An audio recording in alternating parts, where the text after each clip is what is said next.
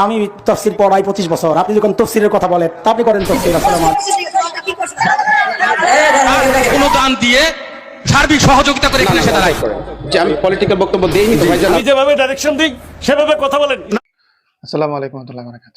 এই যে ছবিটা দেখতেছেন, মনে হইতে পারে সামনে সারিতে যারা বসে আছে তারা প্রধান অতিথি বা বড় কোনো বক্তা বা এমন কেউ।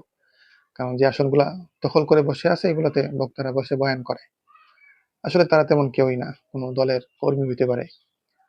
আমরা এখন ইদানিং অনেকগুলা এরকম ভিডিও দেখি বা অনেক এরকম ভাইরাল হইতেছে যে আলেম কোনো বক্তা যখন দেশকে কোনো অভ্যন্তরীণ বিষয় যেগুলা জাতিকে সতর্ক করা প্রয়োজন, আমরা ভালো করে জানি এই দেশের ওপর ভারতের একটা প্রভাব আছে এবং আমেরিকা এবং গণতন্ত্র যে দেশগুলো আমাদেরকে পালে তাদের একটা প্রভাব আছে।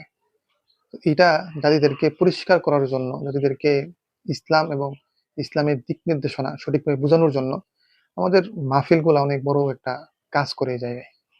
তো আফসোসের জায়গা হইল কিছু গণ্ড মূর্খ, কিছু গাঁজাখোর পাতি নেতা, মানে ক্ষমতার আসনে বসার কারণে বা কিছু ক্ষমতা পাওয়ার কারণে তারা নিজেকে এরকম সুপার পাওয়ার মনে করে, তারা এই কথাগুলাকে বেটু দেয়, বাধা দেয়।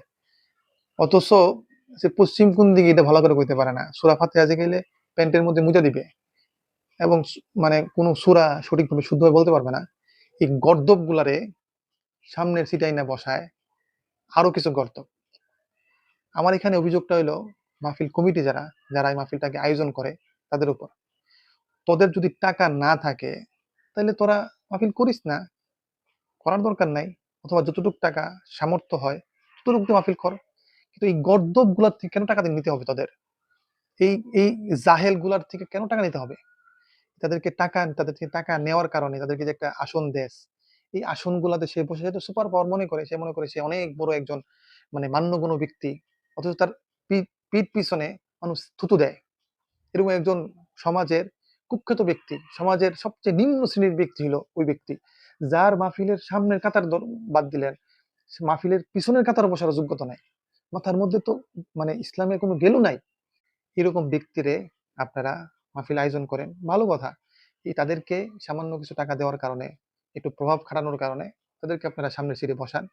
আর এই সামনের সিটে বসার কারণে তারা এই ধরনের এই কুৎসিত কাজগুলা করার সাহস পায়। আমি আমাদের সকল জনগণ যারা তৌহিদি জনতা তাদেরকে বলবো, এরকম কোনো কিছু যদি আপনার চোখে পড়ে আপনি আওয়াজ তুলেন এবং জুতা খুইলা মারেন। আপনার জুতাটাও এর থেকে দাম আছে।